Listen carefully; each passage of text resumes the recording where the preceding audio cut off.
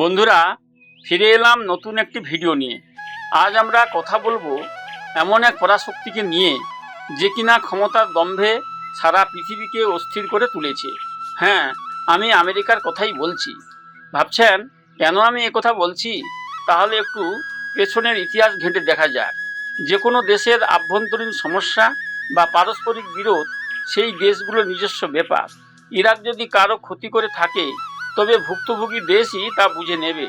ঠিক একইভাবে Venezuela, Iran, Afghanistan কিংবা ভিয়েতনাম, প্রত্যেকটি দেশের ক্ষেত্রেই এই নিয়ম খাটা উচিত। কিন্তু আমেরিকা কি করেছে? তারা প্রতিটি দেশের আভ্যন্তরীণ বিষয়ে নাক গলিয়েছে, জোরপূর্বক যুদ্ধে লিপ্ত হয়েছে এবং একের পর এক সমৃদ্ধ দেশকে ধ্বংসস্তূপে পরিণত করেছে। বাস্তবতা হলো, পৃথিবীর বাকি দেশগুলো আমেরিকার এই আগ্রাসন নীরব দর্শকের মতো দাঁড়িয়ে দেখেছে। সবাই ভেবেছে ঝামেলা যাক, সেই বুঝে নিক। নিজেদের গা বাঁচিয়ে চলতে গিয়ে কেউই আমেরিকার সঙ্গে সরাসরি দ্বন্দ্বে জড়াতে চায়নি। কিন্তু এই দেশগুলো কি মনে মনে জানে না যে তাদের এই নীরবতা আসলে এক ধরনের অপরাধ? অবশ্যই জানে। তবুও এক অদৃশ্য ভয়ে তারা চুপ থাকে এবং পরোক্ষভাবে আমেরিকার এই মোড়লগিরি মেনে নেয়। সাম্প্রতিক সময়ে ইরানের সঙ্গে আমেরিকার যে আচরণ তা কোনোভাবেই মেনে নেওয়া যায় না।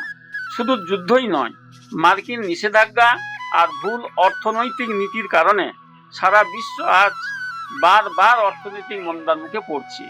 অথচ আশ্চর্যের বিষয় হলো, এত কিছুর পরও বিশ্বের বড় বড় দেশগুলো এই আগ্রাসনের বিরুদ্ধে শক্ত কোনো প্রতিবাদ জানায় না।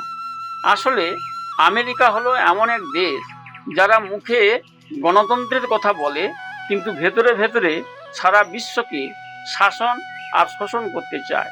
তাদের এই আগ্রাসী মনোভাবের কারণে আজ বহু দেশের সাধারণ মানুষের জীবন ছারখার হয়ে গেছে।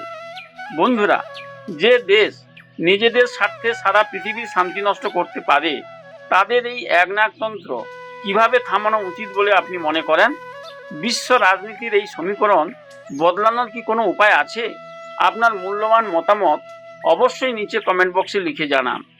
আজকের এই বিশ্লেষণটি যদি আপনার যুক্তিসঙ্গত মনে হয় এবং ভালো লেগে থাকে, তবে একটি লাইক দিয়ে আমাদের অনুপ্রাণিত করবেন।